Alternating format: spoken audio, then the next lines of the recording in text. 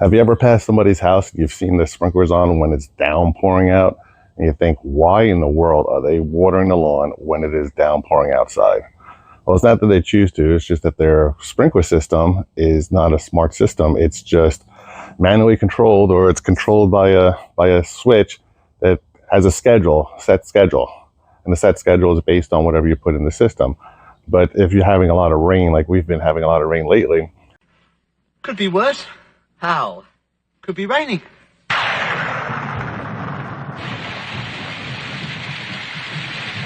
It's like, you don't need to run the sprinklers 2 or 3 times a week if you're having downpours of a couple of inches in a day.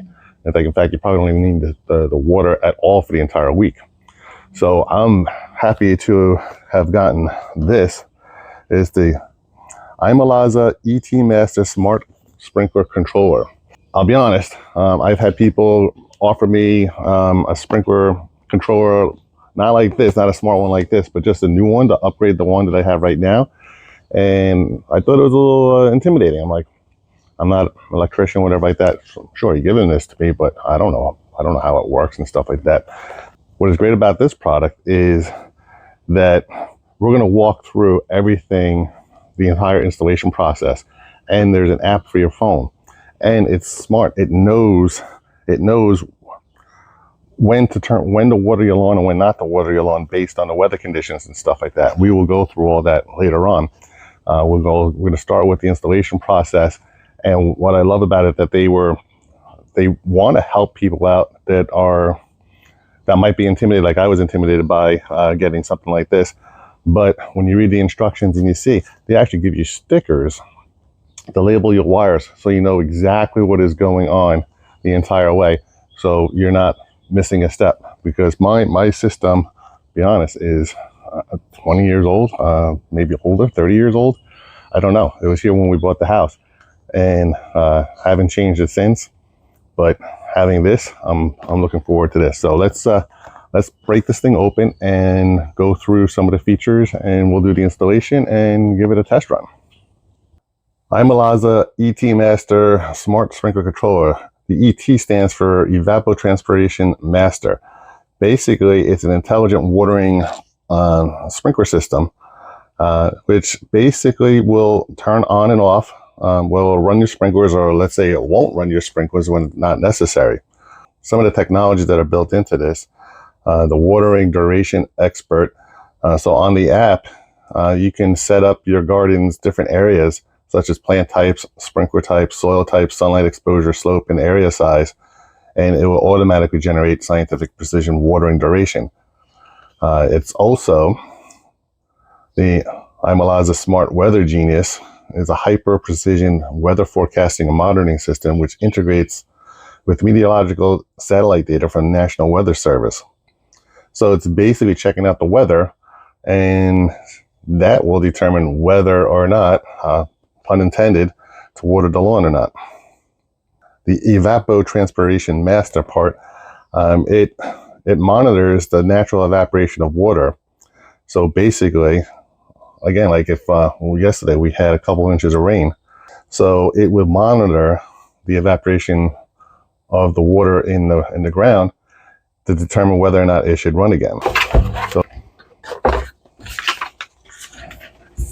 So it's made up to 8 zones. My zone here, I only have 2. I only have 2 zones, which is going to make it, I mean, it's not that much harder in terms of installation. It's just, we just have a front yard and a backyard. That's it. But this is what I found out with the stickers.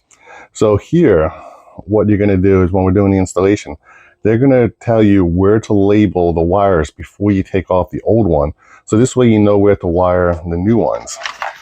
So this is what the inside of most controllers are going to look like. And we're going to see it with mine right now as we open it up.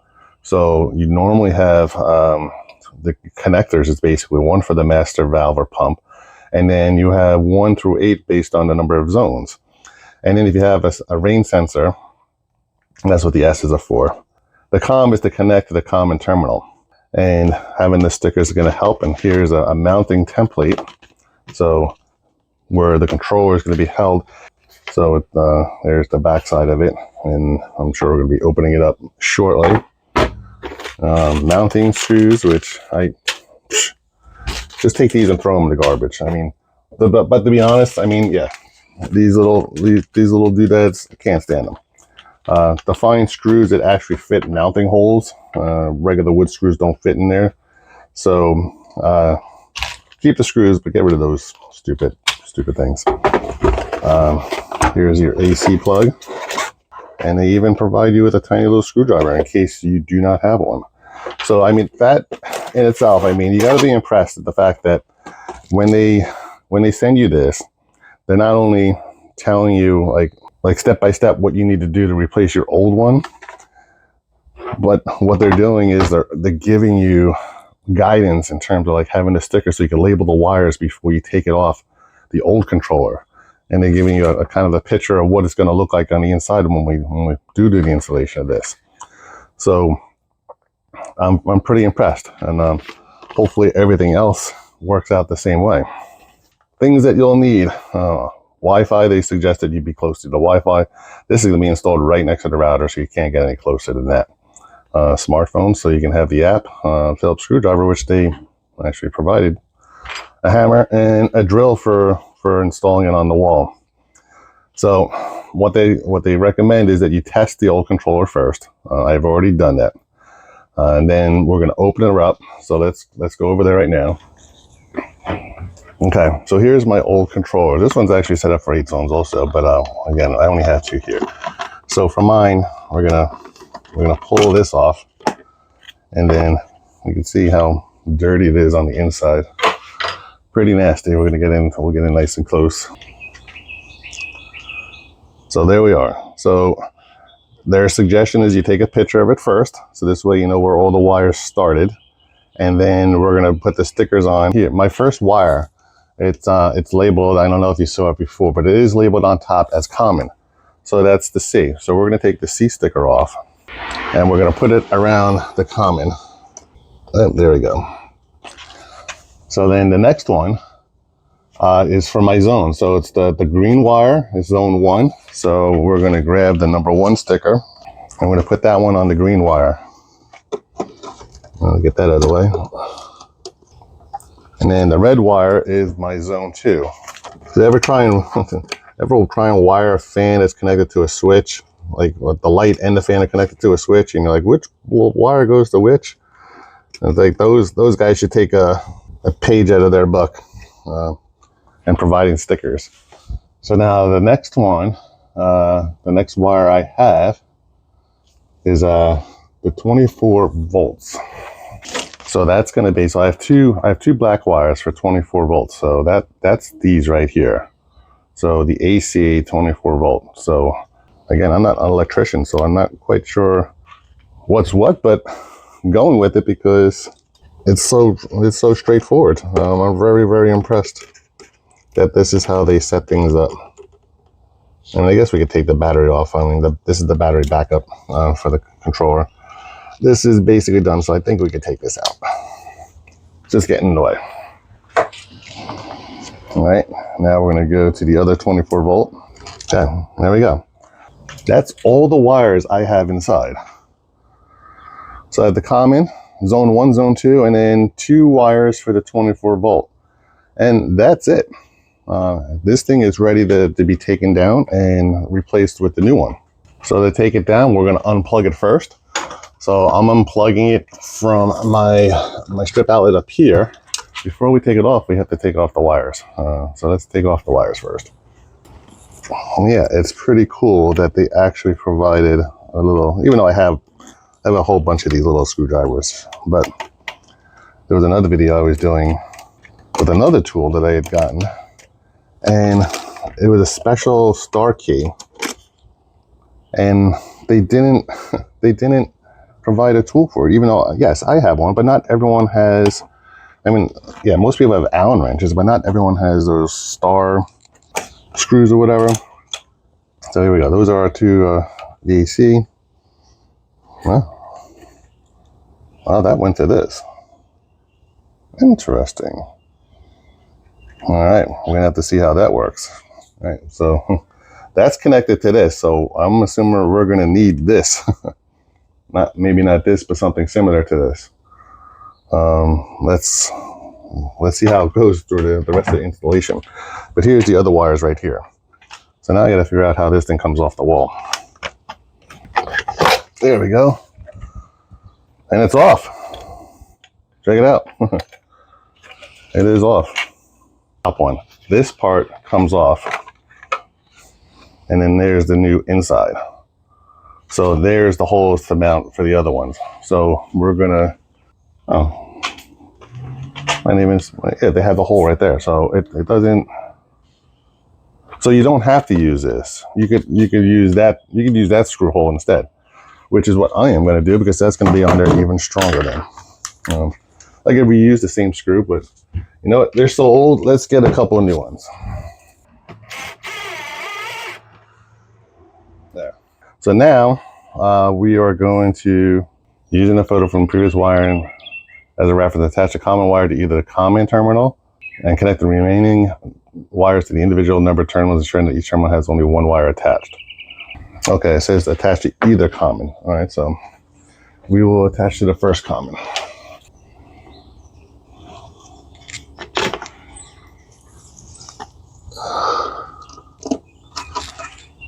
And all to do is you just put them in the bottom. Make sure the screw is loose enough. I'm just going to snip them back a little bit, just because when they go in, it doesn't, I want to make sure you don't see any of the copper. So I'm just going to snip them back a little bit. And these two were definitely long, so I'm definitely going to snip those back. Nice and easy, just having those zones. Because I'm like looking like the master valve part. Master valve wires are often labeled M, MD, or pump, connected to the M terminal. I didn't have a master valve, so not sure what's up with that, but let's keep moving along. So the rain sensor, I don't have a rain sensor, but there's a diagram for the rain sensor. Now it's saying the next step is to download the app. So I'm still filming, so I'm not downloading right now. So let me just see because they didn't say anything about plugging it in yet. I'm gonna say missed a step. Okay, I had to pause for a little bit. I had to go do some research, because I was kind of curious about this, the 24-volt wires over here, because it didn't really say that in here, but I did find something after doing a little bit more reading. So when they're saying connecting the wires, they say connect the common, which is the C, to the C terminal, and then the numbered terminals 1 and 2 for the zones. They never really mentioned that from the old one, and it's labeled right in here. But what I figured out is that is really for the wiring for the rain sensor. So if you look closely, so if you have a rain sensor, you would actually use the 24-volt terminals for that. So I'm going to disconnect that. So I'm glad I never powered it on or anything like that. And then the power supply, I guess, powers everything. So I am disconnecting this. Again, I don't have a rain sensor. Maybe it's something I can add on to this system. But we're taking this off. And now we can go ahead and power this on. I downloaded the app since I'm filming. I can't work the app and film at the same time unless I had another camera, which I don't. So here we go. We're going to plug this in. We're going to put it up here to our boom. Okay. All right. So I'm going to have to turn off the camera for now, so I can, because it looks like it's trying to connect. So I got to do this right now, and then I will be back after we're all connected. Okay, that installation was very, very simple. So yes, the wire that I had even trimmed up to get ready for it, I won't need this ugly thing anymore. That's how old you can tell this thing was. So yeah, the 24 volts on this side, that's for a rain sensor. The power button, or the power supply, gives the power to the sprinkler system as well as to everything that's running in here. The app was very, very simple. You just download the app, you set up an account, and it just goes through the steps. Some of the steps involved, like unfortunately, like I videotape on my camera, so I'm not quite sure how I can show you the app and record at the same time. But basically the app is very straightforward. They'll ask you to set up each zone, and it actually asks you what the zone is for. If it's for grass, if it's for bushes, if it's for flowers and stuff. So my lawn is very simple. I only have 2 zones. It just waters the front, waters the back. It'd be nice to have more zones, I guess, for my flowers and stuff, but it is what it is. Okay, so I found how I can screen record and go through and show you the app at the same time. So unfortunately, I already set everything up, but here's the home screen. It knows my weather, so it knows what the weather is going to be for the next couple of days. Water usage, that's just me testing it out today. I set up 2 zones, my front yard and my backyard. I disabled all the other zones because I don't have any other zones but front and back. And then you can do a quick run. If you click on it, you could actually, you could do this for testing. You click on the quick run button, and then however minutes you want, and then you just click next, and then you hit the play button, and then the sprinklers will come on. And that's how that works. And you hit the stop button to stop everything. So going back to now the schedules, I didn't set up a schedule yet. So let's add a schedule. So I'm going to click add, and then let's create an optimized watering schedule for your yard. I'm going to click on that. So one of the cool things, I guess, is that you can set it up if you have new grass. So if you have new grass, which requires more watering, which actually in my backyard, only a small area's got new grass, so I just do that manually. You got a fixed schedule, and then you have the ET Smart Schedule. So getting a smart sprinkler system, it would make most sense to have a smart schedule. So we're going to click on that button, and we're going to click on next. So we're going to do it for all zones, zone 1 and zone 2. And then it gave me an estimated time. I guess these are the defaults are recommended. I will leave it at the default times for the time. And then here's where we create the schedule itself. So no cycle, manual cycle and soak, and then smart cycle and soak. So basically what they're saying is like what they would do is they would turn on, they would switch zones, and they would go back, and they would go back and forth. So this way it's the water's absorbing, and then it's getting watered again. So we're going to click on Smart Cycle and Soak and go next. Do we want it to skip rain days? Yes. Skip freeze? Yes. The fall temperature at 45. 45 is fine. Wind skip, if it's more than 40 miles per hour, skip. Otherwise it's just blowing the rain around, which, okay, that's fine. Yeah, we can leave it at that, and then we're going to go next. Which days would you like to water? It says recommended any days. I really don't have an issue on which days it waters and which days it doesn't, so I'm going to click on any days. It's fine. But if there were certain days that, like, if you know you're cutting the grass on certain days of the week and you don't want to water that morning, that's probably what you would do. So I'm just going to say any days right now. And then start date is today. Today is June 8th to 25th, and we're going to click on a never end date. Though we probably will, like in the fall, obviously we should stop watering, obviously, when we blow out the sprinklers. So right now, let's say, you know what? Let's set an end date of. Well, we usually water all the way into October, so I'm gonna say by the 1st, October 1st is a pretty good date. So let's go with that one. So we're gonna go next. Recommended end before sunrise. I was like, sure, it goes on, or end before a specific time. Let's see what advanced says. I guess you can, how much time before sunrise. I'm just going to leave it on recommended for now. That's fine. Start after sunset. I've always heard it's not good to water the lawn in the middle of the night because then the grass is damp and could get fungus and stuff. But at least if it's watered before sunrise, and then it has time to dry off after the sun comes up. So we're going to leave it on the recommended, and then we're going to skip to next. Name the schedule.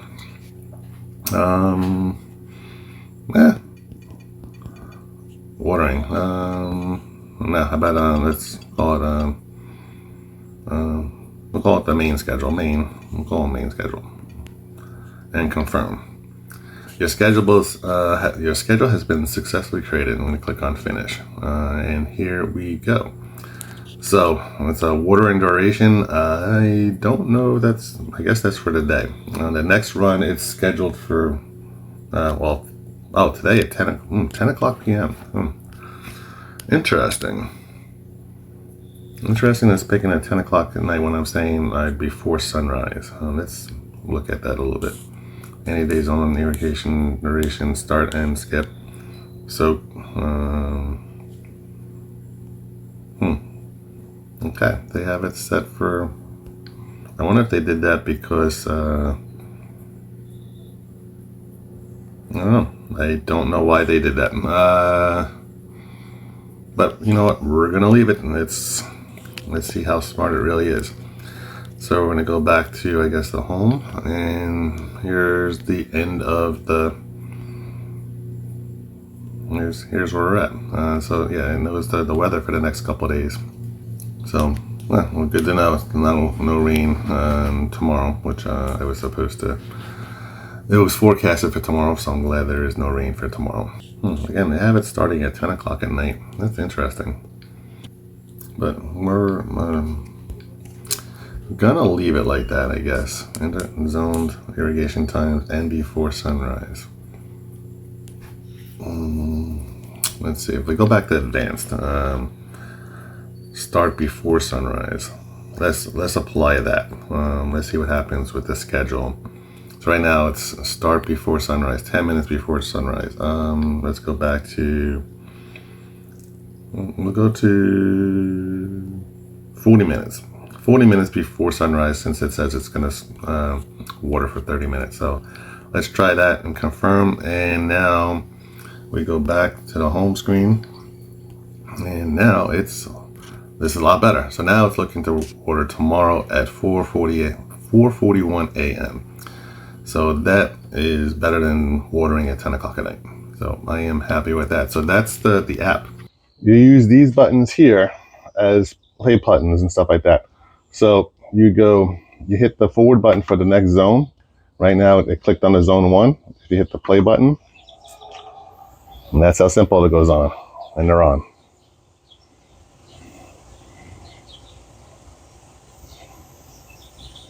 And you hit the stop button. And it's done. If you want to go on to the next zone, zone 2. It should, I'm guessing it should kick back to zone 1 since I disabled all the other zones. Nope, it goes to 3, 4, 5, 6, 7, 8, 1. So if you wanted to manually turn them on, that's how you could do it. Again, you can do the exact same thing from the app itself. So you don't even have to, like for me, I don't even have to go into the garage. That would be the phenomenal part. There have been times when I'm in the house and I'm like, oh, I want to run the sprinklers, but I don't want to go outside. Or if I turn them on and then I got to remember to go turn them off. But if you can set a timer in the app as well, or you could just do it from your phone. You don't have to get off your couch to go turn off the sprinklers. I'm very happy that I was able to do this, to not be intimidated by something like this. Didn't realize it was that simple to switch one of these out for a new controller. I'm glad I waited this long so that they have smart controllers out there now. Over time, it'll probably save you money in terms of the watering, from the water bill and stuff, to upgrading to one of these.